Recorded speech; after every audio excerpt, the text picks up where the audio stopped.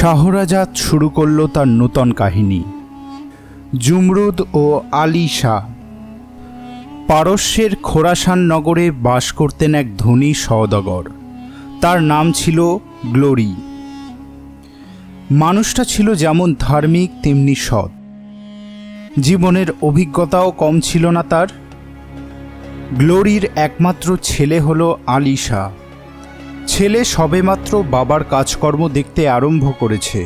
এমন সময় ওপারের ডাক এলো গ্লোরির। শহরের নাম করা সব হাকিমের দল জবাব দিয়ে গেল। মৃত্যুশয্যায় ছেলেকে কাছে ডেকে গ্লোরি বললেন, বেটা, যাওয়ার আগে তোমাকে কিছু উপদেশ দিয়ে যেতে চাই। পৃথিবীর সত্যিকারের রূপ তুমি এখনো দেখোনি। আমার কথাগুলো মনে রাখলে জীবনে কোনো দিন দুঃখ পাবে না। আলী মাথা নেড়ে বলল, আপনার সব উপদেশ আমি মনে রাখব। গ্লোরি বললেন, বেটা, মনে রাখিস, এই দুনিয়াটা একটা বিশাল কামারশালা। এখানে এলে কেউ পড়ে, কেউ বা অন্যের হাতে আঘাতের যন্ত্রণায় ক্ষতবিক্ষত হয়। যারা তোর নিত্য সহচর তারাই তোকে আঘাত দেবে, পোড়াবে, তোর সমস্ত জীবনকে মরুভূমির মতো রুক্ষ করে দেবে। একটানা কথা বলে হাঁপিয়ে পড়লেন বৃদ্ধ। কিছুক্ষণ বিশ্রাম নিয়ে বললেন, মনে রাখিস বেটা, জীবনের আয়ু বেশি নয়। গাছের পাতার মতো যে কোনো মুহূর্তে ঝরে পড়তে পারে।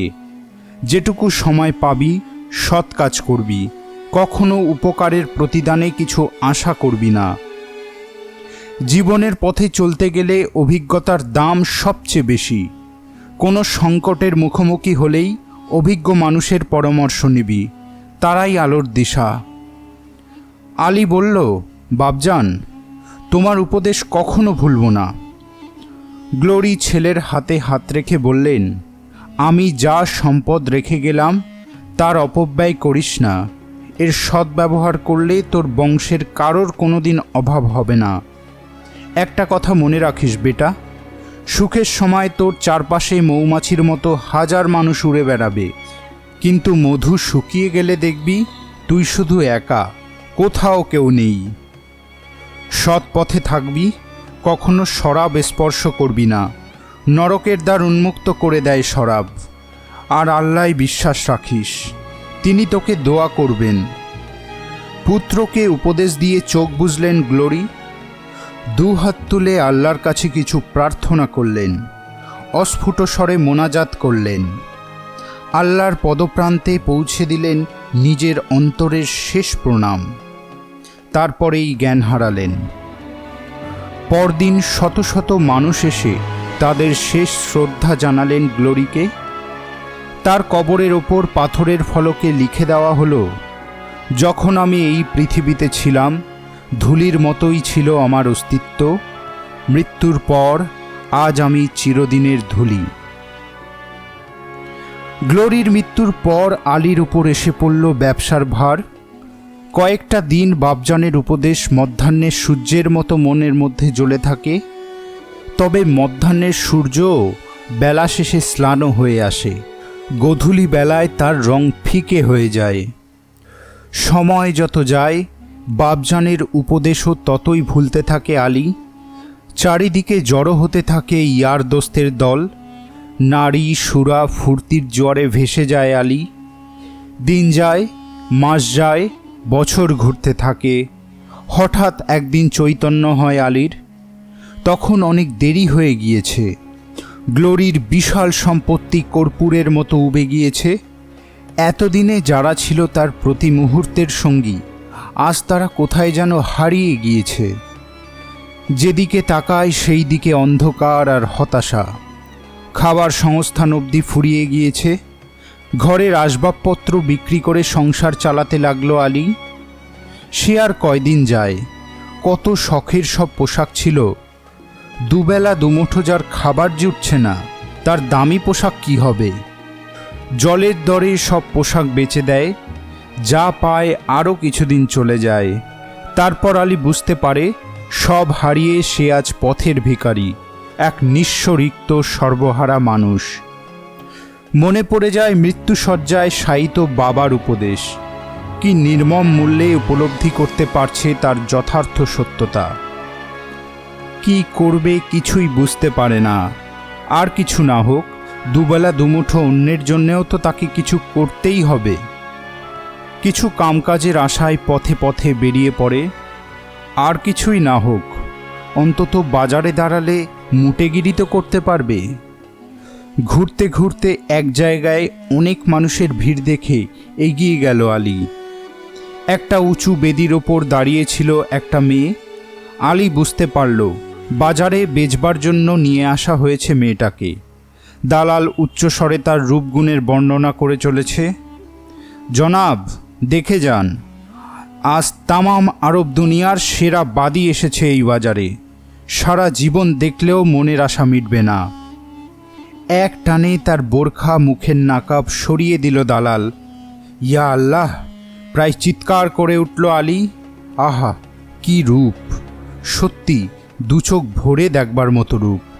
ঠিক যেন বাগিচার নার্গিস। এক মাথা কোকড়া চুল, টানা টানা চোখ, ঠোঁট দুটো যেন শরাবের পেয়ালায় রক্তাভ। টোকা মারলেই মধু ঝরে পড়বে। সমুন্নত স্তনমণ্ডল, কোটিদেশ ক্ষীণ, গুরুভার নিতম্ব। আলীর মনে হলো এ যেন রাত্রি শেষে শুকতারা কিংবা পূর্ণিমার আকাশে উদিত চন্দ্রপ্রভা। এক তন্ময়তায় আচ্ছন্ন হয়ে যায় আলী। মেয়েটিকে যে দালাল বাজারে এনেছিল সে চিৎকার করতে থাকে, এই সুন্দরী জুমরুদ! এখনো ভোরের প্রথম আলো, কোনো পুরুষের স্পর্শ পড়েনি এর যৌবনে। কে আস্বাদন করবে এই ফুলের মতো প্রথম গন্ধ? একজন ব্যবসায়ী ডাক দিল 500 দিনার। 70 বছরের বুড়ো, তোবড়ানো গাল, পিটপিট করে জুমরুদের দিকে তাকিয়েছিল। সাথে সাথে আরেকজন পাল্টা ডাক দিল, আমি 600 দিনার দর দিলাম। প্রথম বৃদ্ধ হাঁক দিল, আমি 1000 দিনার দেব। কেউ আর কোনো কথা বলে না। তবে কি 1000 দিনারে আরব দুনিয়ার সেরা সুন্দরী ওই পিটপিটে চোখওয়ালা বুড়োর শয্যাসঙ্গী হয়ে যাবে? দালাল মেয়েটিকে জিজ্ঞাসা করল, তুমি কি ওই বুড়োর কাছে যাবে? বুড়োকে এক পলক দেখে নিল জুমরুদ।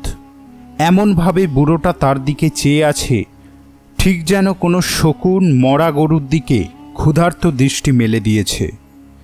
জুমরুদ কেঁদে উঠে বলল, তুমি জেনে শুনে ওই বুড়োটার হাতে আমাকে তুলে দেবে? ওর চোখ শকুনের মতো, মন শেয়ালের মতো। দালাল বলল, তোমার কাছে আমি প্রতিশ্রুতিবিদ্ধ। তুমি যাকে পছন্দ করবে শুধু আমি তার হাতেই তোমাকে তুলে দেব। তাছাড়া তোমার মতো রূপসীর পক্ষে 1000 দিনার খুবই কম। দালাল বলল, চাচা, আপনাকে যখন জুমরুদের পছন্দ হয়নি তখন তাকে আমি চুক্তিমতো আপনার হাতে তুলে দিতে পারি না। যদি আপনাদের মধ্যে আর কেউ থাকেন, সেই ইচ্ছা করলেই 1000 দিনার দিয়ে এই সুন্দরীকে নিজের বাদী করতে পারেন। ভিড় ঠেলে বেরিয়ে এলো আরেক বুড়ো। চামড়া ঝুলে পড়েছে, চুলদারি সাদা, কলপ লাগিয়ে কালো করেছে। তবুও মেঘের ফাঁকে আলোর মতো 2-4টি পাকা চুল উকি মারছে। সে চেঁচিয়ে উঠল, আমি 1000 দিনার দেব। দালাল জুমরুদের দিকে ফিরে তাকালো, একে কি তোমার পছন্দ হয়? ফিক করে হেসে ফেলল জুমরুদ। এর তো দেখছি বুড়ো হাড়ে ছোড়া হওয়ার শখ জেগেছে। ওর পাশে শুলে ওর মাথার কালো রঙে আমার ফর্সা মুখ কালো হয়ে যাবে। তুমি অন্য কাউকে দেখো। জুমরুদের কথা শুনে বুড়ো মুখ নিচু করে চলে গেল। সাথে সাথে আরেকজন এগিয়ে এলো, বেটে গোলগাল, বুক অবধি দাড়ি। সে হাঁকল, আমি 10,000 দিনার দেব। জুমরুদ বলল, এর সাথে বিছানায় শোবো? এর দাড়ির তলাতেই আমার মুখ ঢেকে যাবে। চুমু খাওয়ার জন্য গাল খুঁজে পাবো না। এবার রেগে উঠল দালাল, যাকেই বলি তাকেই তোমার অপছন্দ। আমি আর তোমার জন্যে সারাদিন এখানে হা করে বসে থাকতে পারবো না। আর এরাও তোমার জন্যে দিনভর দাঁড়িয়ে থাকবে না। তুমি বাপু তোমার নাগরকে নিজেই পছন্দ করে নাও। জুমরুদ ঘুরে ঘুরে চারিদিকে তাকাতে থাকে। ভিড়ের মধ্যে হঠাৎ দৃষ্টি পড়ল আলিশার দিকে। আহা, কি চোখ জোড়ানো রূপ! সাথে সাথে দালালের দিকে চেয়ে বলে উঠল, ওই যে ওকে আমার মনে ধরেছে। কি চোখ, কি মুখ, বুকে আমার টাইগ্রিসের ঢেউ লেগেছে। ওকে দেখে এক কবির কথা মনে পড়ে যাচ্ছে। প্রিয় আমার, তোমার রূপের আলো কোথায় লুকিয়ে রাখবে বলো? তোমার ওই দেহ, অটুট যৌবন, সে তো শুধু আমারই জন্যে। তোমার অঙ্গ মিশে যাবে আমার অঙ্গে, সে যে কি সুখ আর তৃপ্তি, সে কখনো পায়নি তার স্বাদ, কেমন করে জানবে? আরেক কবি কি বলেছেন যেন, ও যে রূপের আলো, আমাকে যে বেসেছে ভালো, বলেছিল রাত পোয়ালে আসবে আবার ঘরে। আসেনি সে আমার ঘরে, হয়তো গেছে অন্য কারোর দ্বারে, তবু আমি ভালোবাসি তারে। জুমরুদের কবিতা শুনে সকলেই তাজ্জব। দালাল বলল, ও পরের কবিতা শুধু আবৃত্তি করে না, নিজেও কবি। আর কবিতার মতোই ওর হাতের কাজ, রেশমি কাপড়ের ওপর ছন্দ তুলে দেয়। যে ওকে নেবে, দুনিয়ার সেরা রত্ন তার ঘরে যাবে। জুমরুদ বেদি থেকে নেমে এসে এগিয়ে গেল আলীর সামনে, তার দুখানা হাত ধরে টেনে নিয়ে চুম্বন করল। দালাল সাথে সাথে এগিয়ে গিয়ে আলীর পিঠ চাপড়ালো। তুমি ভাগ্যবান দোস্ত, এমন রত্ন কেউ চাইলেই পায় না, হয়তো আল্লাহ তোমাকে উপহার দিয়েছেন। এতক্ষণ যেন এক ঘোরের মধ্যে ছিল আলিশা। দালালের কথায় তার চমক ভাঙল, সব কিছুই তার অবিশ্বাস্য মনে হচ্ছিল। মেয়েটা এ কী করল? সকলেই জানে ও গ্লোরির সন্তান, একটা কেন 10টা বাদী রাখার ক্ষমতা আছে। সকলে বাহবা দিয়ে উঠল। লজ্জার আভায় আলীর মুখ লাল হয়ে উঠল। হায়, কেমন করে বলবে? 1000 দিনার তো দূরের কথা, 10 দিনারও তার কাছে নেই। শূন্য হাতে দুবেলা দুমুঠো খাবারের জন্যে পথে বেরিয়েছে। মাথা নিচু করে দাঁড়িয়ে থাকে আলী। দালাল বলে ওঠে, কি গো দোস্ত, মাত্র 1000 দিনার দিলেই তুমি একে পেয়ে যাবে। কি বলবে ভেবে পায় না আলী, চোখ ফেটে জল বেরিয়ে আসতে চায়। জুমরুদ বলে ওঠে, ওগো আমার প্রিয়, তুমি কেন মুখ ফিরিয়ে নিচ্ছ? আমি প্রাণমন তোমাকেই সমর্পণ করেছি, তুমি আমাকে কি দামে নেবে বলো? বেশি হলে বেশি, কম হলে কম। দালাল বলল, 1000 দিনার যদি বেশি হয় 900ই দাও। আলী কোনো কথা বলে না। ঠিক আছে, তুমি 500 দিনার দাও। তাও পারবে না? তবে 200, না হলে 100 দিনার দাও। এবার জমরুদ ফিসফিস করে বলল, তুমি কি 100 দিনারও দিতে পারবে না? আর নিজেকে ধরে রাখতে পারে না আলী। জুমরুদের চোখে চোখ রেখে কান্না ভেজা গলায় বলল, আমার কাছে যে 1 দিনারও নেই প্রিয়তম, আমি কেমন করে তোমাকে পাবো? তুমি অন্য কারোর কাছে যাও। জুমরুদ বুঝতে পারল আলী কপর্দক শূন্য, কিন্তু তার চোখের তারায় যে ভালোবাসা জেগে উঠেছে সে অমূল্য। সে আরও কাছে এগিয়ে আসে, পাছে কেউ শুনতে পায়, কানের কাছে মুখ এনে বলল, তুমি আমাকে তোমার 2 হাতের বাঁধনে বেঁধে দাও, তাহলেই হবে। জুমরুদের নিঃশ্বাসের স্পর্শ পায় আলী, তার বুকের রক্তে দোলা লাগে।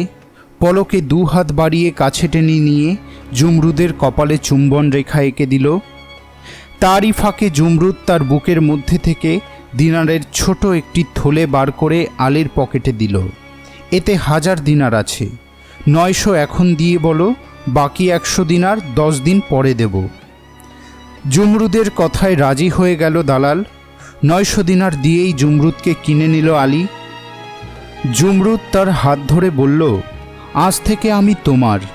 নিজের সৌভাগ্যকে নিজেই বিশ্বাস করতে পারছিল না, কিন্তু বাজারের বাইরে আসতেই তার গতি শ্লথ হয়ে গেল। পথের মাঝেই দাঁড়িয়ে পড়ল। কোথায় নিয়ে গিয়ে তুলবে তার বাদীকে?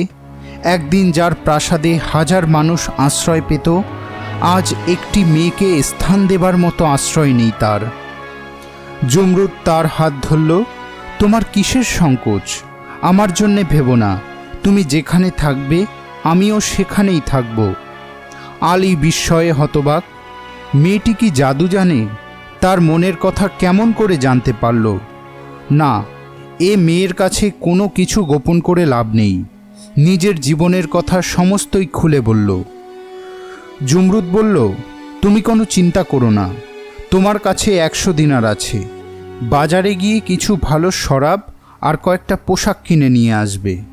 আর আমার জন্যে নিয়ে এসো বাজারের সবচেয়ে দামি সিল্কের কাপড়, 7 রঙের সিল্কের সুতো আর একগুচ্ছ সূচ।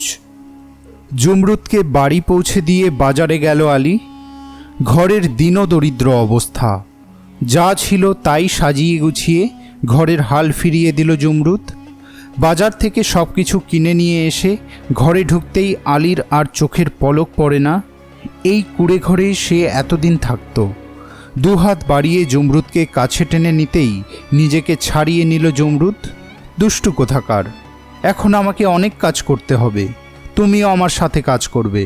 কামকাজ শেষ হলে তোমাকে বারণ করব না। খানাপিনা সারা হতেই কাপড় আর সুতো নিয়ে বসল জমরুদ। কাপড় কেটে একটা চাদর তৈরি করে ফেলল, তার ওপর রং বেরঙের সুতোর নকশা বুনতে আরম্ভ করল। বিরাট একটা বাগিচা, কত ফুলের গাছ, তাতে গাছের ডালে পাখিরা বসে আছে, একঝাঁক পাখি আকাশে উড়ছে। বাগিচার মাঝে ঝর্ণা, নীল জল পাথর বেয়ে গড়িয়ে পড়ছে। সমস্ত দিন ধরে চাদর বুনে চলল জমরুদ। আলী সুতো কেটে দেয়, সূচে সুতো পরিয়ে দেয়, সারা দিন ধরে কাজ করে। রাত হতেই সুতো কাপড় গুছিয়ে রেখে খানাপিনা সারল দুজন। শরাবের পাত্র তুলে দেয় এ ওর হাতে। রক্তের মধ্যে তার নেশা জাগে, দুজনের চোখেই আবেশ নেমে আসে। স্বপ্নের মতো সমস্ত রাত্রি পার হয়ে যায়। ভোর হতেই জমরুদ উঠে পড়ল। এখনও তো কত কাজ বাকি। কাপড় আর সুতো নিয়ে বসে পড়ল সে। মাত্র 8 দিনেই শেষ হলো তার চাদর। ঘরের মেঝেতে বিছোতেই আলীর মনে হলো এ যেন চাদর নয়, এ যেন উন্মুক্ত প্রকৃতি, তার সব রূপ নিয়ে জীবন্ত হয়ে উঠেছে। জমরুদ চাদরটা ভাঁজ করে আলীর হাতে দিয়ে বলল, এটা বাজারে নিয়ে কোনো দোকানের কাছে 50 দিনারে বেচে দেবে। মনে রেখো, 1 দিনার কম হলেও বেচবে না। আর ভুলেও কখনো অচেনা ফেরিওয়ালার কাছে জিনিস বেচবে না, তাহলে চিরদিনের মতো আমাদের ছাড়াছাড়ি হয়ে যাবে। আলী তখনই বেরিয়ে পড়ল। চাদর দেখেই বাজারের এক দোকানির পছন্দ হয়ে গেল। 50 দিনারে চাদরটা কিনে নিল। ফেরার পথে আরও কিছু কাপড় আর সুতো কিনে নিয়ে এলো আলী। এবার আরেকটা চাদর তৈরি করল জমরুদ। এই চাদরটা আগের চেয়েও সুন্দর। আবার বাজারে গিয়ে সেটা বেচে দিয়ে এলো আলিশা। এইভাবেই কয়েকটা চাদর বেচতেই হাতে বেশ কিছু দিনার জমে গেল। আলীর মন ভরে ওঠে। এমন বিবি পাওয়ার জন্যে মনে মনে আল্লাহকে কৃতজ্ঞতা জানায়। একদিন বাজারে গিয়েছে আলী, হাতে নূতন চাদর। আলীকে দেখেই তার হাত চেপে ধরল একটা দালাল। সে এই বাজারে নূতন। আলীকে বলল, তোমার চাদরটা আমাকে বেচে দাও, আমি তোমাকে 60 দিনার দিচ্ছি। সাথে সাথে জমরুদের সাবধানবাণী মনে পড়ে গেল। একে তো অচেনা দালাল, তার উপর খ্রিস্টান। তাকে পাশ কাটিয়ে হনহন করে এগিয়ে গেল। দালালটাও তার পেছন পেছন হাঁটতে লাগলো। ঠিক আছে জনাব, আমি 100 দিনার দেব। পছন্দ হচ্ছে না বুঝি? আচ্ছা, 150 দিনারই দেব। এবার দাঁড়িয়ে পড়ল আলী। একটা চাদরের জন্য 150 দিনার? তাহলে জমরুদের জন্য একটা সোনার হার নিয়ে যেতে পারবো। 150 দিনারেই চাদরটা বেচে দিল আলী। কিন্তু তারপরই একটা অজানা আশঙ্কায় বুকটা কেঁপে উঠল। জহুরির দোকানের দিকে গিয়েও বাড়ি ফিরে চলল। খানিক দূর যেতেই চোখে পড়ল তার পেছন পেছন আসছে দালালটা। দাঁড়িয়ে পড়ল আলী। দালালটাও মুখ ফিরিয়ে দাঁড়িয়ে পড়ল। আলী ভাবল হয়তো অন্য কোথাও চলেছে। নিজের মনেই এগিয়ে চলল। বাড়ির কাছে আসতেই সে দেখল তখনও সে তার পেছন পেছন আসছে। নিশ্চয়ই ব্যাটার কোনো বদমতলব আছে। এগিয়ে গিয়ে চেঁচিয়ে উঠল, তুই আমার পিছু নিয়েছিস কেন? কি বলবো জনাব, এই পথে এক জায়গায় যাচ্ছি, আপনার পিছু নিইনি। তবে সারাদিন পথে পথে ঘুরে বড় তেষ্টা পেয়েছে, যদি 1 গ্লাস পানি খাওয়ান।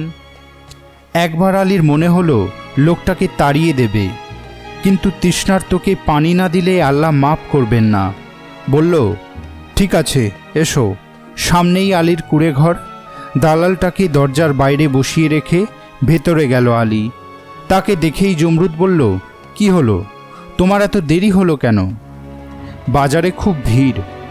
জমরুদ আলীর গলা জড়িয়ে বলল, জানো, আজ তুমি বাজারে যাওয়ার পর থেকেই মনের মধ্যে নানান অমঙ্গল চিন্তা হচ্ছে। তুমি কোনো অচেনা লোককে চাদরটা বিক্রি করনি তো? আলীর বুকটা কেঁপে উঠল। পাছে জমরুদ কোনো ভয় পায় তাই বলল, না না, চাদরটা আমার চেনা দোকানিকেই বেচেছি। তুমি পানি দাও।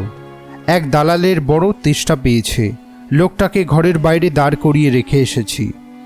জমরুদ পানি নিয়ে আসতেই আলী দেখে লোকটা ঘরের মধ্যে ঢুকে পড়েছে। এবার রেগে ফেটে পড়ল আলী, তোর এত সাহস, বাইরে থেকে ঘরে ঢুকেছিস?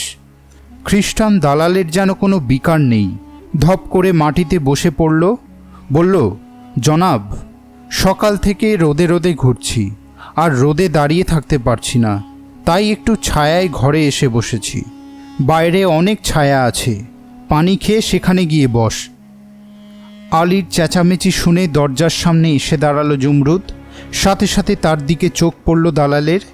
তাহলে যা শুনেছি মিথ্যে নয়, এ যে দেখছি বেহেস্তের হুড়ি। অপরিচিত পুরুষের তীক্ষ্ণ দৃষ্টির সামনে মুহূর্তে সংকুচিত হয়ে পড়ল জমরুদ। তাড়াতাড়ি মুখের নাকাব টেনে দিয়ে ভেতরে ঢুকে গেল। পাছে আলী কিছু বুঝতে পারে, তাই খ্রিস্টানটা হাত বাড়িয়ে বলল, পানি দিন জনাব। আহ, কি আরাম, শরীরটা যেন জুড়িয়ে গেল। সত্যি, আপনার মতো দিল দুনিয়ার খুব কম মানুষেরই হয়। আর একটা কথা বলবো জনাব।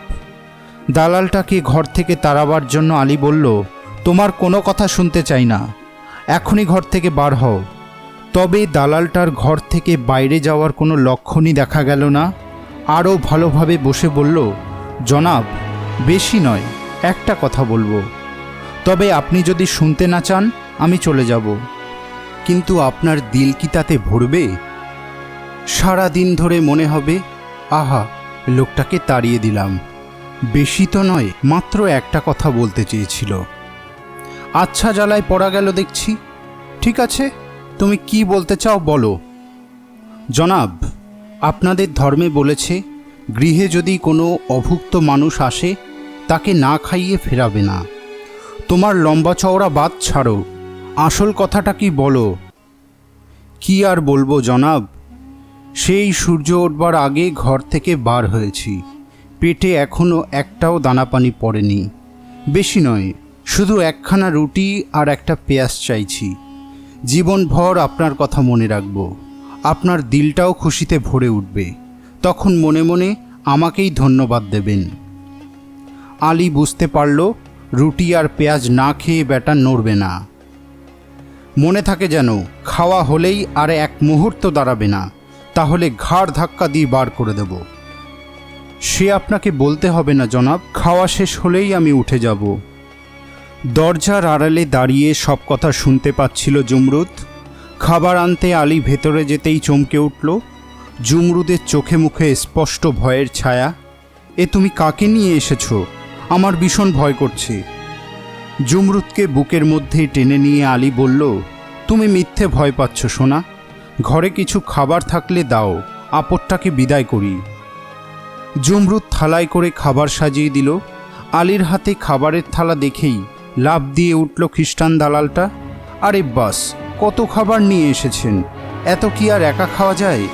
আপনিও আমার সঙ্গে খান। আলী মুখ খিচিয়ে উঠল, তোমার নিজের পেট ঠান্ডা করো, আমার কথা ভাবতে হবে না। তাই কি হয় জনাব? আমি আপনার অতিথি, আমি নাস্তা পানি করব আর আপনি না খেয়ে থাকবেন, সে আমি পারবো না। ঠিক আছে, আমি আরেকটা থালা নিয়ে আসছি। আলী ভেতরে যেতেই খ্রিস্টান দালাল পকেট থেকে এক টুকরো আফিং বার করে রুটির মধ্যে পুরে দিল। আলী থালা নিয়ে সামনে রাখতেই খ্রিস্টান দালালটা রুটিটা আলীর পাত্রে তুলে দিল। কোনো কিছু না ভেবেই আলী খেতে আরম্ভ করল। 2-4 গ্রাস খেতেই সমস্ত শরীর ঝিমঝিম করে উঠল। চারিদিকে সব কিছু অন্ধকার হয়ে এলো। দু চোখে যেন বিশ্বের ঘুম নেমে আসে। যেখানে বসেছিল সেখানেই মাটিতে লুটিয়ে পড়ল আলী। সাথে সাথে এক ধাক্কায় আলীকে খাটের তলায় ঢুকিয়ে দিয়ে দ্রুত পায়ে বেরিয়ে এলো দালালটা। রাস্তার বিপরীত দিকে কয়েকজন লোককে নিয়ে দাঁড়িয়েছিল শকুনের মতো চেহারার সেই বুড়োটা, যে নিলামে জুমরুদকে কিনতে চেয়েছিল। তাদের কাছে গিয়ে দালালটা লাফ দিয়ে উঠল, কাম ফতে, আসমানের চিড়িয়া এখন একেবারে একা। বুড়ো খুশিতে ডগমগ হয়ে উঠল। নিলামে হেরে যাওয়ার থেকে সে মনে মনে প্রতিজ্ঞা করেছিল যেমন করেই হোক ওই সুন্দরীকে পেতেই হবে। এতদিনে তার স্বাদ পূর্ণ হতে চলেছে, এখন শুধু জুমরুদকে তুলে নিয়ে যাওয়ার অপেক্ষা। হুড়মুড় করে তারা আলীর ঘরের মধ্যে ঢুকে পড়ল। জুমরুদ ছুটে পালাতে যায়, কিন্তু তার আগেই বুড়োর লোকজন তার মুখ বেঁধে আচ্ছা করে কাপড় জড়িয়ে খচ্চরের পিঠে তুলে নিল। নিস্তব্ধ দুপুর, প্রখর রোদ, পথে ঘাটে জনপ্রাণী নেই, কেউ কিছুই জানতে পারল না। বুড়ো জুমরুদকে নিয়ে গিয়ে সোজা তুলল তার শোয়ার ঘরে। দরজা বন্ধ করে মুখের কাপড় খুলে দিতেই জুমরুদ চমকে উঠল। সেই শয়তান বুড়োটা ক্ষুধার্ত নেকড়ের মতো লোভী চোখ দুটো চকচক করছে। হাত বাড়িয়ে জুমরুদকে কাছে টানতেই এক লাথি মেরে বুড়োকে মাটিতে ফেলে দিল জুমরুদ। রাগে তার সমস্ত শরীর জ্বলছে। ভেবেছিস আমাকে জোর করে ধরে এনে ভোগ করবি? আর যদি আমার দিকে এগোবার চেষ্টা করিস, তোকে মেরে নিজে মরব। তোর মতো পাপীকে মারলে আল্লাহর কাছে কোনো অপরাধ হবে না। জুমরুদের ভাবভঙ্গি দেখে ভয় পেয়ে গেল বুড়ো। তাড়াতাড়ি উঠে দাঁড়িয়ে চেঁচিয়ে উঠল, শয়তানি, তোর সতীপনা বার করছি। এই, কে আছিস? এটাকে বেঁধে ফেল। সাথে সাথে চারজন কৃতদাস এসে চেপে ধরল জুমরুদকে। এক টানে তার সব পোশাক ছিঁড়ে ফেলে দিয়ে একটা থামের গায়ে বেঁধে ফেলল। তারপর বুড়ো একটা চাবুক নিয়ে এসে মারতে আরম্ভ করল। এক একটা চাবুকের ঘা পড়ে আর যন্ত্রণায় চিৎকার করে ওঠে জুমরুদ। 10 ঘা চাবুক পড়তেই জ্ঞান হারিয়ে ফেলল সে। বুড়ো চাবুকটা ফেলে দিয়ে বলল, একে জামা কাপড় পরিয়ে নিচের ভাড়ার ঘরে আটকে রাখ। কয়েকদিন চাবুকের ঘা পড়লেই সব শান্ত হয়ে যাবে। ওদিকে সারাদিন বিছানার তলায় জ্ঞান হারিয়ে পড়ে থাকে আলী। দিন সকালে জ্ঞান ফিরে আসতেই বুঝে উঠতে পারে না কোথায় শুয়ে আছে। অল্পক্ষণ পরে চেতনা ফিরে আসতেই তাড়াতাড়ি খাটের তলা থেকে বার হয়ে এলো। ঘরের দরজা খোলা দেখে তাড়াতাড়ি ভেতরে ছুটে গেল, কিন্তু কোথাও জুমরুদ নেই। বুঝতে অসুবিধা হলো না, সেই শয়তান দালালটা জুমরুদকে চুরি করে নিয়ে গেছে। পাগলের মতো চিৎকার করতে করতে ঘর থেকে বেরিয়ে এলো, জুমরুদ তুমি কোথায়? জুমরুদ তুমি কোথায়? তার চিৎকার শুনে পথের লোকজন ছুটে এলো। তখন মাটিতে আছাড় খেয়ে পাগলের মতো চিৎকার করছে আলী। লোকেরা ভাবল নির্ঘাত পাগল। 2-4 জন যারা তাকে চিনতে পারল তারা সমবেদনার সুরে বলতে লাগলো, আহা, এমন সুন্দর ছেলেটা পাগল হয়ে গেল, নিশ্চয়ই কেউ কিছু খাইয়ে দিয়েছে। সেই পথ দিয়ে যাচ্ছিল এক বৃদ্ধ, আলীকে দেখেই দাঁড়িয়ে পড়ল। কিছুক্ষণ দাঁড়িয়ে থেকে কাছে এগিয়ে এসে বলল, কি হয়েছে তোমার বেটা? কয়েক মুহূর্ত বৃদ্ধের দিকে চেয়ে থাকে আলী, তারপরেই বলে ওঠে, তুমি আমার জুমরুদকে দেখেছ? বৃদ্ধ আলীর মাথায় হাত বুলিয়ে দেয়, তুমি কেঁদো না বাছা, কি হয়েছে আমাকে সব কিছু খুলে বলো, হয়তো আমি তোমাকে কোনো সাহায্য করতে পারবো। আস্তে আস্তে উঠে দাঁড়ালো আলী। বৃদ্ধের কথাগুলো যেন তার বুকে সান্ত্বনার প্রলেপ বুলিয়ে দেয়। আস্তে আস্তে নিজের সব কথা, জুমরুদের কথা, খ্রিস্টান দালালের কথা কিছুই বাদ দিল না।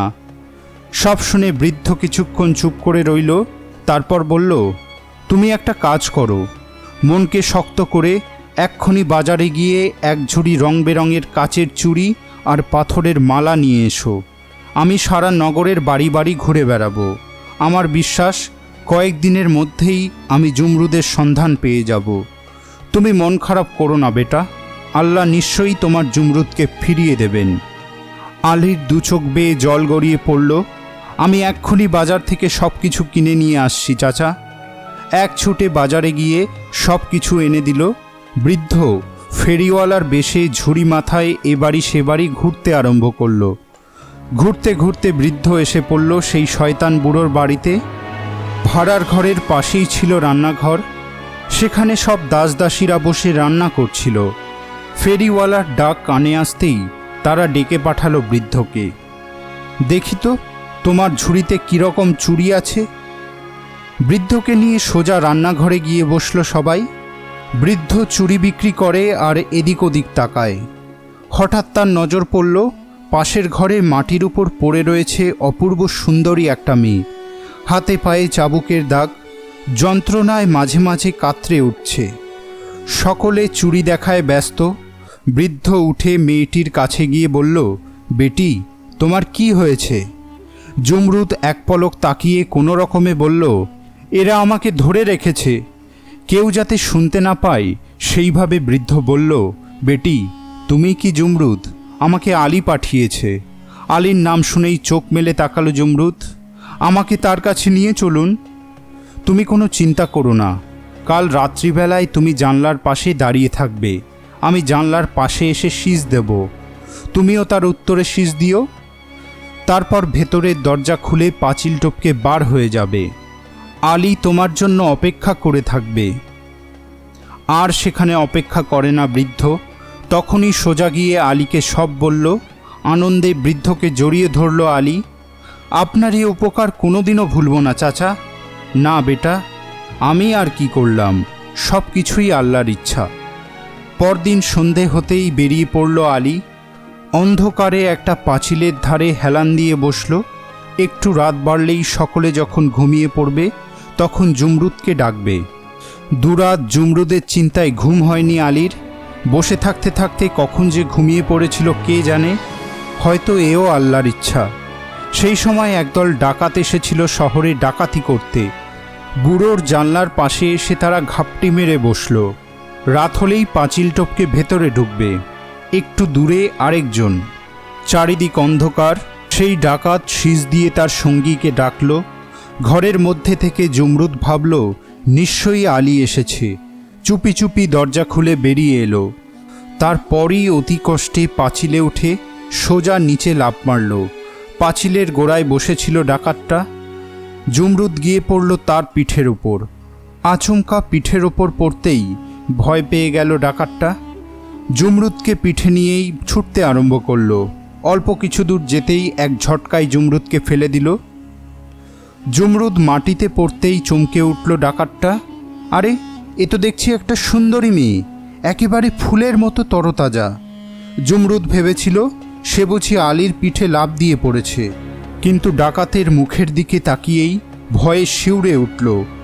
দৈত্যের মতো কালো চেহারা, এক মাথা ঝাঁকড়া চুল, ঝাঁটার মতো গোঁফ, বড় বড় চোখ। ভয়ে জ্ঞান হারিয়ে ফেলল জমরুদ। ততক্ষণে ডাকাত দলের অন্যরাও চলে এসেছে। জমরুদকে দেখেই সকলের চোখ চকচক করে ওঠে।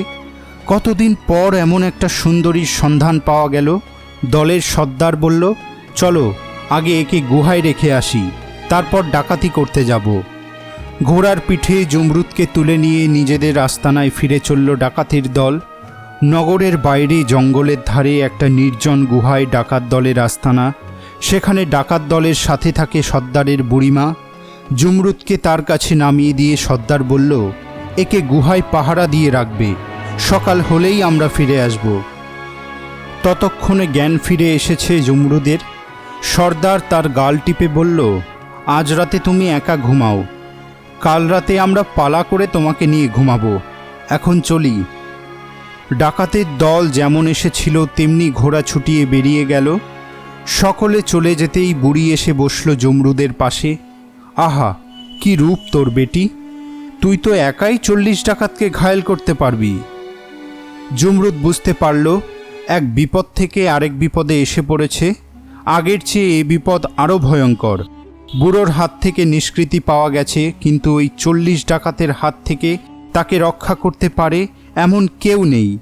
সকাল হলেই ওরা এসে পড়বে, আর তখন ভাবতেই শিউরে উঠল, যেমন করেই হোক এই সর্বনাশের হাত থেকে নিজেকে রক্ষা করতেই হবে। গুহার বাইরে পাহারা দিচ্ছে বুড়ি। সন্তর্পণে উঠে এলো জমরুদ। বুড়ির যা শক্ত সমর্থ চেহারা, এই দুর্বল শরীরে তাকে ঘায়েল করা যাবে না, বুদ্ধি খরচ করতে হবে। আস্তে আস্তে বুড়ির পাশে এসে বলল, বুড়িমা, তুমি তো একাই থাকো, সারাদিন তোমাকে কত কাজ করতে হয়। আমি এসে গেছি, আর তোমাকে কিছু করতে হবে না।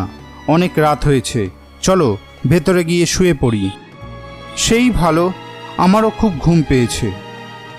শুতে শুতেই ঘুমিয়ে পড়ল বুড়ি। এই সুযোগের অপেক্ষাতেই ছিল জমরুদ। পরপর 3টে গুহা। একটা গুহায় ঢুকতেই দেখল নানান রাজপোশাক, ধনরত্ন, অলংকার সব কিছু ডাকাতরা লুট করে এনেছে। নিজের পোশাক ছেড়ে রাজপোশাক পরে নিল জমরুদ। মাথায় পড়ল টুপি। কার সাধ্যি তাকে দেখে বলে সে মেয়ে। গুহার বাইরে একটা ঘোড়া বাঁধা ছিল। চারিদিক দেখে সোজা ঘোড়ার ওপরে চড়ে বসল। শিক্ষিত ঘোড়া সাথে সাথে পক্ষীরাজের মতো উড়ে চলল। কোথায় চলেছে, কোন পথে চলেছে কিছুই জানে না জমরুদ। জোর কদমে শুধু ঘোড়া ছুটিয়ে চলেছে। রাত শেষ হয়ে আসে। ভোরের প্রথম আলোর আভায় ফুটে ওঠে সবুজ প্রান্তর। কেউ যেন নরম গলিচা পেতে রেখেছে। মাঝে মাঝে গাছ, বেশিরভাগই ফলের গাছ। এই নির্জন প্রান্তরে কে এমন করে সারি সারি গাছ লাগিয়েছে? তবে কি কাছেই কোনো নগর আছে? আরও কিছুটা যেতেই চোখে পড়ল দূরে নগর ফটকের উঁচু চূড়া। সূর্যের আলোয় ঝলমল করছে। এ কোন নগর কে জানে? ঘোড়া ছুটিয়ে ফটকের মধ্যে ঢুকতেই চতুর্দিক থেকে চিৎকার ভেসে এলো। জয়ধ্বনিতে আকাশ বাতাস মুখরিত হয়ে উঠল।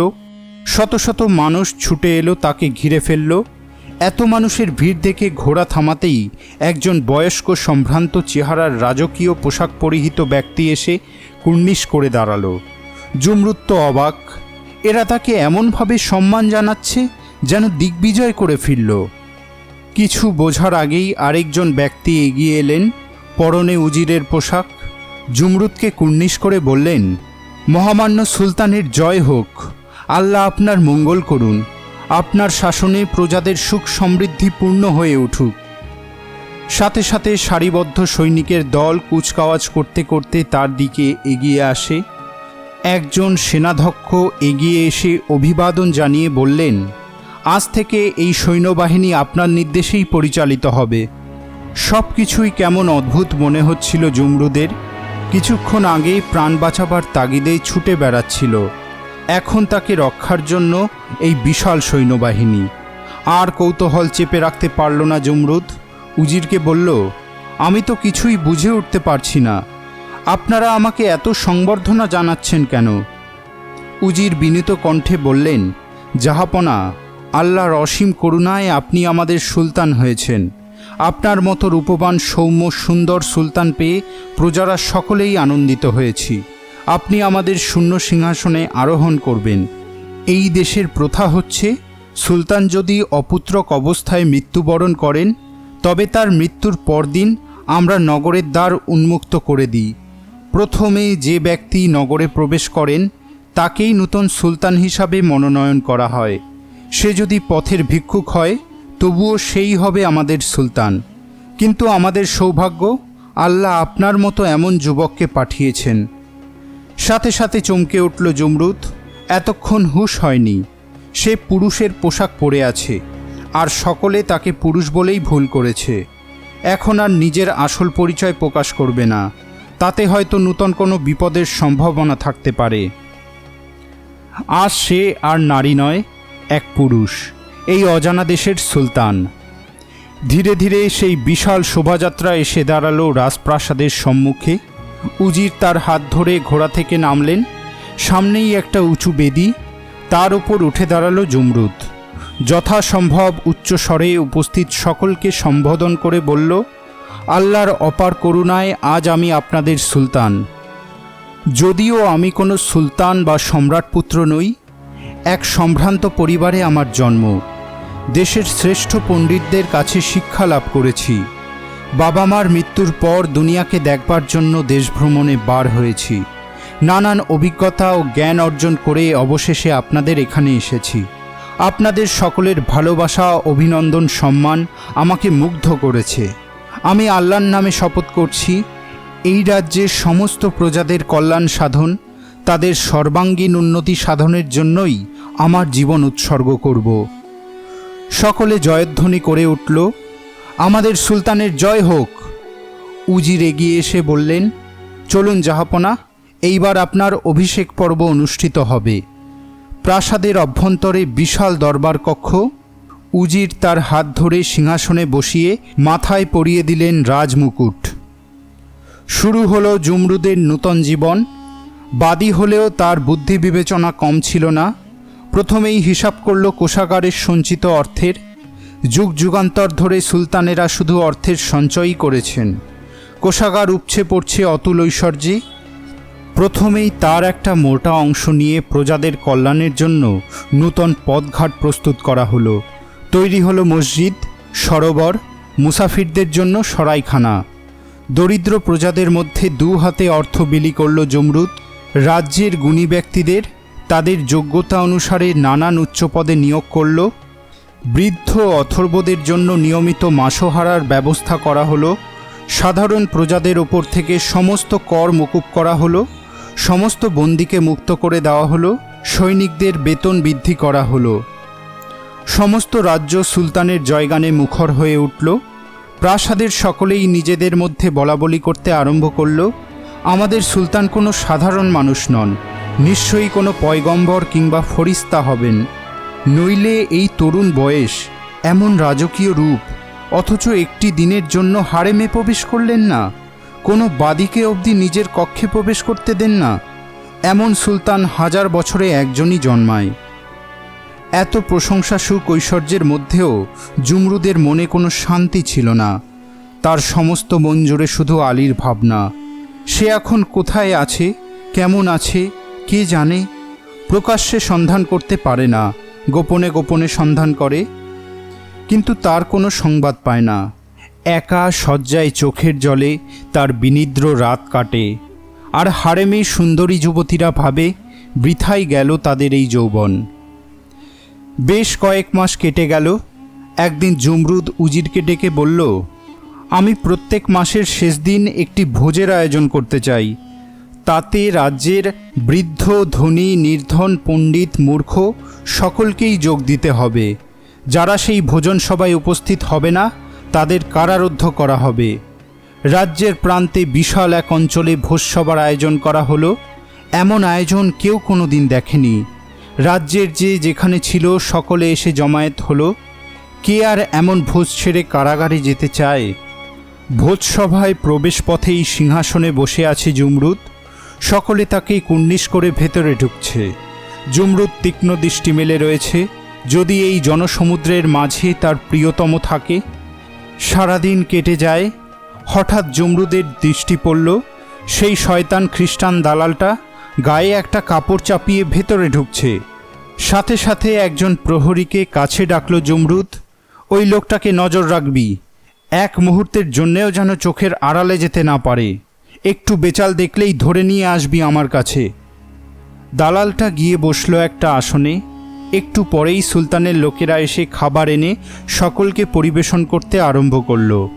কত রকমের সে খাবার, গুণে শেষ করা যায় না। যেমন তার স্বাদ তেমনি সুগন্ধ। এক জায়গায় বিরাট থালায় করে সাজানো হলো বিরিয়ানি।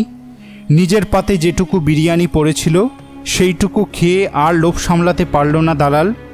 এদিক ওদিক চেয়েই থালা থেকে এক খাবলা বিরিয়ানি তুলে নিল, আর সাথে সাথে একদল প্রহরী ঝাঁপিয়ে পড়ল তার উপর। টানতে টানতে নিয়ে চলল সুলতানের কাছে। ভোজসভায় উপস্থিত লোকেরা ওর মুখ চাওয়াচাই করতে থাকে। বেটা কি লোভী, এত খেয়েও বিরিয়ানির লোভ সামলাতে পারল না। প্রহরীরা দালালটাকে টেনে নিয়ে এলো জুমরুদের সামনে। রাগে সমস্ত শরীর জ্বলছিল জুমরুদের।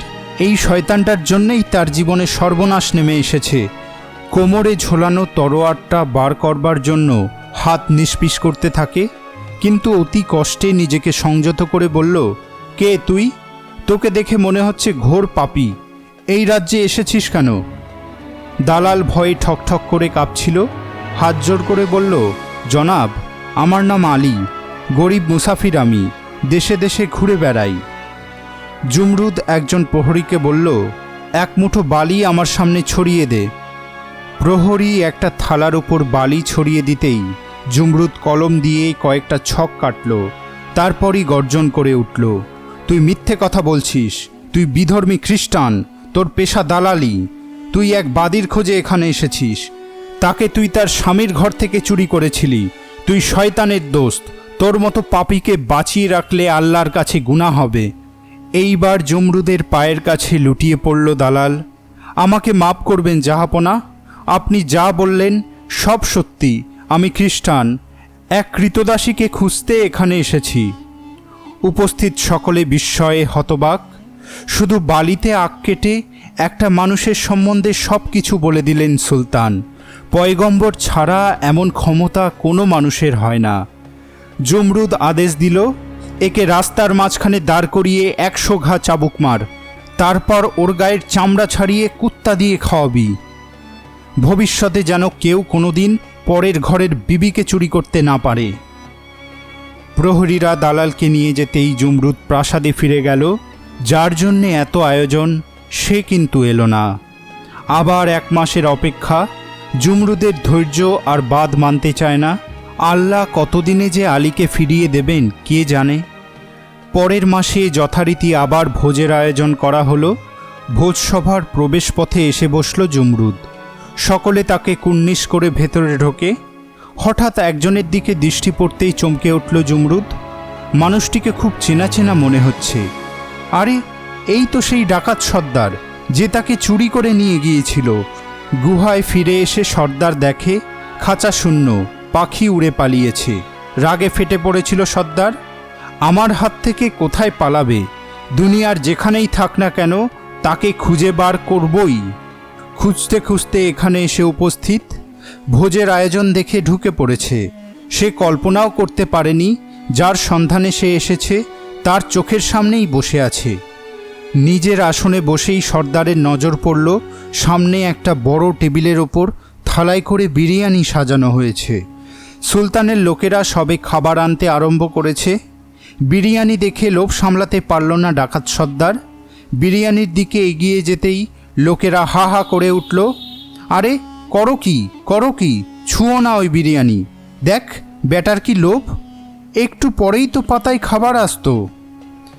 কারোর কথায় কান দিল না সর্দার। থাম বেটারা, আমি শুধু বিরিয়ানি খেয়েই পেট ভরাবো, দেখি কে আমার কি করতে পারে। ষণ্ডাগুণ্ডা দানবের মতো চেহারা দেখে কেউ আর সাহস করে কিছু বলতে পারল না। ডাকাত সর্দার সোজা গিয়ে এক খাবলায় খানিকটা বিরিয়ানি তুলে নিয়ে মুখে পুরে দিল, আর সাথে সাথে তার ওপর ঝাঁপিয়ে পড়ল প্রহরীরা। টানতে টানতে তাকে নিয়ে চলল সুলতানের সামনে। জমরুদের ইচ্ছা করছিল নিজের হাতে শয়তানটাকে শাস্তি দিতে, কিন্তু সুলতানের পদের অমর্যাদা হবে ভেবে নিজেকে শান্ত করে বলল, প্রহরী, 1 মুঠো বালি নিয়ে এসো। প্রহরী বালি নিয়ে এসে থালায় ছড়িয়ে দিল। জমরুদ বালির ওপর আঁক কষে বলল, তুই তো দেখছি ডাকাতি করেই সারা জীবন কাটালি। কত মানুষ যে তোর হাতে মারা পড়েছে তার আর ইয়ত্তা নেই। তুই একটা মেয়েকে চুরি করে গুহায় নিয়ে গিয়েছিলি তাকে ভোগ করবার জন্য, কিন্তু মেয়েটা পালিয়ে গেল, আর তাকেই খুঁজতে তুই এখানে এসেছিস। ডাকাতের মুখে আর কোনো কথা নেই। সুলতান কি জাদু জানে? নইলে এত কথা জানবে কি করে? সোজা তার পায়ের কাছে লুটিয়ে পড়ল। মাপ করুন জাহাপনা, আমি আর কোনোদিন ডাকাতি করব না। আজই এই শহর ছেড়ে বার হয়ে যাচ্ছি। জমরুদ গর্জন করে উঠল, তোর মতো পাপীকে যদি শাস্তি না দিই আল্লাহর দরবারে গিয়ে আমাকে কৈফিয়ত দিতে হবে। প্রহরী, প্রকাশ্য রাস্তার ওপর দাঁড় করিয়ে একে 50 ঘা বেত মারবে। এর কাছ থেকে সন্ধান নিয়ে এর দলের 40 জন ডাকাতকে পকড়াও করবে। তারপর সবকটাকে শহরের বাইরে গাছের ডালে ফাঁসি দেবে, যাতে চোর ডাকাতরা শিক্ষা পায়। সুলতানের হুকুম তামিল হতে দেরি হলো না। পরদিনই প্রহরীরা তুলে নিয়ে এলো 40 জন ডাকাতকে। তারপর সবকটাকে ফাঁসিতে ঝুলিয়ে দিল। 2 জন অপরাধীকে শাস্তি দিয়েও জমরুদের মনে কোনো শান্তি নেই। যাদের আসবার কথা নয় তারা এলো, কিন্তু আলী তো এলো না। আবার সেই 1 মাসের প্রতীক্ষা। পরের মাসে আবার বসেছে ভোজের আসর। এবার সবাই ভোজের আসরে ঢুকছে আর ফিসফিস করে বলছে, আর যাই খাই না কেন বিরিয়ানি খাচ্ছি না। যার কাছে সুলতানের লোকজন বিরিয়ানি নিয়ে আসে সেই বলে বিরিয়ানি খাবো না।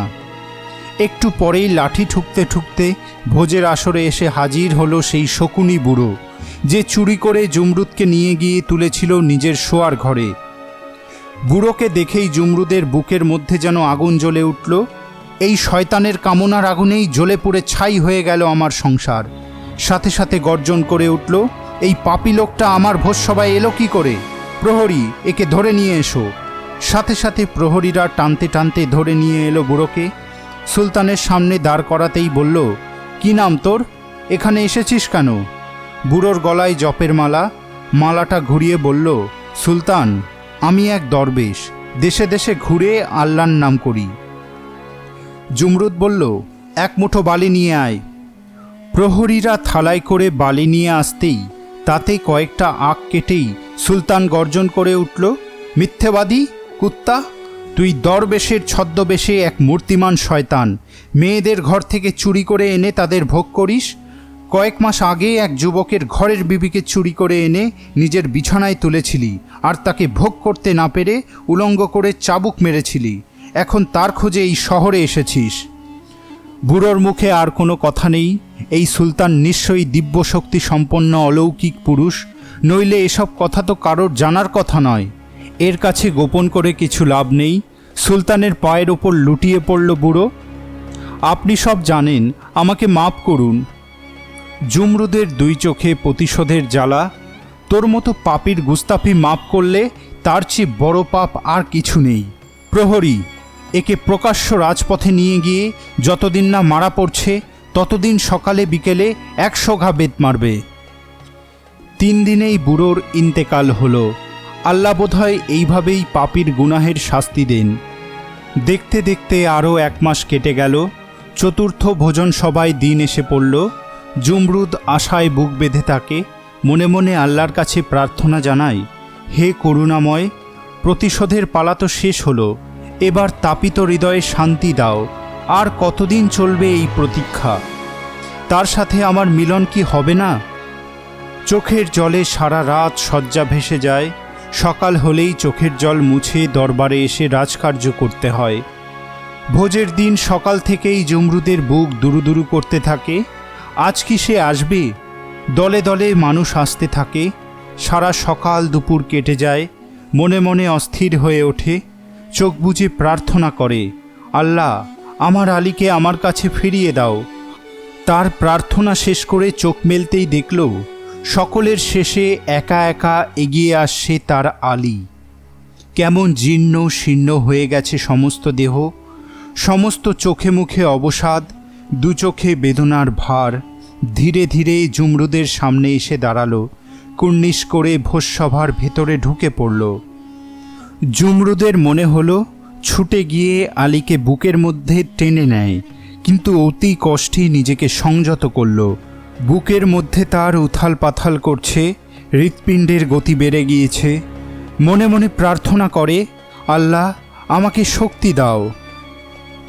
একজন প্রহরীকে ডেকে বলল, ওই যে মানুষটাকে দেখছ, ওর খাওয়া হলেই বলবে সুলতান তার সঙ্গে দেখা করতে চান, ওকে নিয়ে আসবে আমার প্রাসাদে। দেখো যেন কোনো অসম্মান না হয়। এদিকে আলী দেখল কোথাও কোনো বসবার আসন নেই, শুধু যে থালায় বিরিয়ানি রয়েছে সেখানে একটা আসন খালি রয়েছে। সেইখানে গিয়ে বসতেই উপস্থিত সকলে হাহা করে উঠল, ওখানে বসো না দোস্ত, নির্ঘাত মারা যাবে। যারা ওই বিরিয়ানি খেয়েছিল তাদের কেউ বেঁচে নেই। আলী এক মুঠো বিরিয়ানি তুলে নিয়ে বলল, আমিও তো মরতে চাই। সকলে হায় হায় করে উঠল, আহা, এমন সুন্দর একটা ছেলেকে অকালে মরতে হবে। কিন্তু কোনো দিকে ভ্রুক্ষেপ নেই আলীর। 3 মাস ধরে জুমরুদের সন্ধানে পথে প্রান্তরে ঘুরে বেড়াচ্ছে। কতদিন ভালো করে খাওয়া হয়নি। পেট ভরে বিরিয়ানি খেয়ে উঠে দাঁড়াতেই দুজন প্রহরী তার সামনে এসে দাঁড়ালো। একজন সেলাম করে বলল, আমাদের সাথে আসুন জনাব, মহামান্য সুলতান আপনার সাথে সাক্ষাৎ করতে চান। আমাকে সুলতানের কি প্রয়োজন? তোমরা বোধহয় ভুল করছো। না, তিনি আমাদের আদেশ দিয়ে প্রাসাদে ফিরে গিয়েছেন। সুলতানের আদেশ, তখন তো আমাকে যেতেই হবে। প্রহরী আলীকে নিয়ে বার হতেই সকলে অবাক। আগের 3 জন বিরিয়ানি খাওয়ার জন্য মৃত্যুদণ্ড পেল, আর একে খাতির করে প্রাসাদে নিয়ে যাওয়া হচ্ছে। বুঝতে পারছিস না, আগের 3 জন ছিল ঘোর পাপী। একে দেখে কিন্তু ভালো লোক বলেই মনে হচ্ছিল। এসব সুলতানের মন মর্জি, কিছুই বোঝা যায় না। ওদিকে প্রাসাদে ফিরেই নিজের কক্ষে চলে গেল জুমরুদ। খানিক পরেই প্রহরী দ্বার প্রান্তে এসে বলল, জাহাপনা, আপনার আদেশ মতো সেই যুবককে নিয়ে এসেছি। কক্ষের ভেতর থেকেই জমরুদ বলল, ওকে ভালো করে গোসল করিয়ে নূতন পোশাক পরিয়ে এই কক্ষে নিয়ে এসো, আমি ওর জন্য প্রতীক্ষা করছি। কিছুক্ষণ পরেই নূতন পোশাকে সজ্জিত হয়ে কক্ষের সামনে এসে দাঁড়ালো আলী। তার পায়ের শব্দ পেয়েই ভেতর থেকে ডাক দিল জমরুদ, ভেতরে এসো যুবক। ভারী মকমলের পর্দা ঠেলে কক্ষের ভেতরে প্রবেশ করল আলী। উত্তেজনায় তার বুক কাঁপছে। বিশাল কক্ষ, ঘরে মৃদু আলো। তার স্তিমিত আভায় আলীর দৃষ্টিগোচর হল দূরে পালঙ্কে বসে আছেন সুলতান। তাকে স্পষ্ট দেখা যাচ্ছে না। জমরুদ যথাসম্ভব গলার স্বর গম্ভীর করে বলল, কি নাম তোমার যুবক? এই শহরে এসেছো কেন? আলী দীর্ঘশ্বাস ফেলে বলল, দুর্ভাগ্যে সব কিছু হারালাম, তারপর পেলাম আমার বিবিকে। তাকে পেয়ে সব হারানোর দুঃখ ভুলে গিয়েছিলাম, কিন্তু শয়তানের দল তাকে চুরি করে নিয়ে গেল। তারপর থেকে দেশে দেশে পথে প্রান্তরে তাকে খুঁজে বেড়াচ্ছি। কোথায় তাকে পাবো, কেমন করে পাবো কিছুই জানি না, তবে আমৃত্যু আমি তার অন্বেষণ করব। বলতে বলতে কান্নায় ভেঙে পড়ল আলী। পাছে সুলতান অসন্তুষ্ট হন তাই তাড়াতাড়ি চোখ মুছে ফেলল এবং বলল, এইবার আমাকে বিদায় দিন সুলতান। নিজের পরিচয় দিতে গিয়েও থমকে গেল জমরুদ। ধীরে ধীরে বলল, যুবক, তোমার কথা শুনে তোমাকে আমার খুব ভালো লেগেছে। আমার ইচ্ছে তুমি আমার এই প্রাসাদে থাকো। মাপ করবেন জাহাপনা, আমার জমরুদকে খুঁজে পেতেই হবে। তার জন্য আমি যে কোনো দুর্গম স্থানে যেতেও প্রস্তুত। আমি তার সন্ধান এনে দেব। তুমি আমার এই শয্যার পাশে এসে বসো। সুলতানের হুকুম, নতমস্তকে তার শয্যার এক প্রান্তে গিয়ে বসল আলী। আর নিজেকে ধরে রাখতে পারল না জমরুদ, সাথে সাথে ঝাঁপিয়ে পড়ল আলীর উপর। লজ্জায় রাঙা হয়ে উঠল আলী। দু হাতে সুলতানকে ঠেলে সরিয়ে দিতে যেতেই হাত পড়ল সুলতানের বুকের উপর। সাথে সাথে চমকে উঠল। তবে কি সুলতান? আর কিছু ভাবতে পারল না আলী। তার আগেই হাসিতে ফেটে পড়ল জমরুদ। আমাকে চিনতে পারলে না জনাব? যার খোঁজে তুমি দুনিয়া তোলপাড় করলে, সে যে তোমার বুকের মধ্যে। আর নিজের প্রিয়তমাকে চিনতে ভুল হলো না আলীর। উল্লাসে চিৎকার করে উঠল, জমরুদ, তুমি এখানে কেমন করে এলে? সে অনেক কথা, সব তোমাকে বলছি। সব কথাই খুলে বলল জমরুদ। রাত শেষ হয়ে এসেছিল। জমরুদকে বুকে টেনে নিল আলী। বিরহের বেদনার সমাপ্তি হলো মিলনের আনন্দে। পরদিন প্রভাত হলেই জমরুদ সুলতানের পোশাকে গিয়ে বসল সিংহাসনে। উজির, সভাসদ, পাত্রমিত্র সকলে আসন গ্রহণ করতেই জমরুদ উঠে দাঁড়ালো। ধীরে ধীরে বলল, আল্লাহর কাছ থেকে আমার ডাক এসেছে। আজই আমি এই সিংহাসন ত্যাগ করে মক্কার পথে রওনা হব। আপনারা আমাকে যে ভালোবাসা ও সম্মান দিয়েছেন তা কোনোদিনও ভুলব না। আজ রাতেই আমি এই প্রাসাদ ত্যাগ করে বিদায় নেব। কেউ আমাকে অনুসরণ করবেন না। কাল প্রভাতেই নগরদ্বারের ফটকের সামনে অপেক্ষা করবেন। দেখবেন আল্লাহর ইচ্ছায় আমারই মতো এক রূপবান যুবক তার বিবি নগরে প্রবেশ করছে। সেই যুবককেই সুলতানের পদে অভিষিক্ত করবেন। সভার সকলে উঠে দাঁড়ালো। সুলতানকে কুর্নিশ করে বলল, আপনার আদেশ শিরোধার্য জনাব। রাত্রি গভীর হতেই আলীকে নিয়ে প্রাসাদ ত্যাগ করে বেরিয়ে পড়ল জমরুদ। নগরের বাইরে গিয়ে সমস্ত রাত্রি অপেক্ষা করল। প্রভাত হতেই পোশাক পরিবর্তন করল দুজন। জমরুদ রাজপোশাক ত্যাগ করে বোরখায় আবৃত করে ফেলল নিজের দেহ, আর আলী পরে নিল নূতন রাজপোশাক, মাথায় মুকুট। দ্রুত পায়ে এগিয়ে গেল নগরের ফটকের দিকে। ফটক পার হয়ে নগরে প্রবেশ করতেই চতুর্দিক থেকে জয়ধ্বনি ওঠে। নূতন সুলতানের জয়গানে আকাশ বাতাস মুখরিত হয়ে উঠল। উজির এগিয়ে এসে আলীকে কুর্নিশ করে বললেন, আজ থেকে আপনি আমাদের নূতন সুলতান। সেই দিনই সুলতানের পদে অভিষিক্ত করা হলো আলীকে, আর জমরুদ হলো তার বেগম। দুঃখের রাত্রি শেষ হয়ে শুরু হলো তাদের সুখের জীবন। বছর ঘুরতেই জমরুদের কোলে এলো চাঁদের আলোর মতো এক পুত্র সন্তান। আলী আর জমরুদের জীবনে যে অপূর্ণতা ছিল তাও পূর্ণ হলো। সুখে আর আনন্দেই তাদের বাকি জীবন কেটে গেল। এই কাহিনী শেষ করে শাহরাজাদ বলল, জাহাপনা, এইবার আপনাকে শোনাবো 6 সুন্দরীর কিস্সা।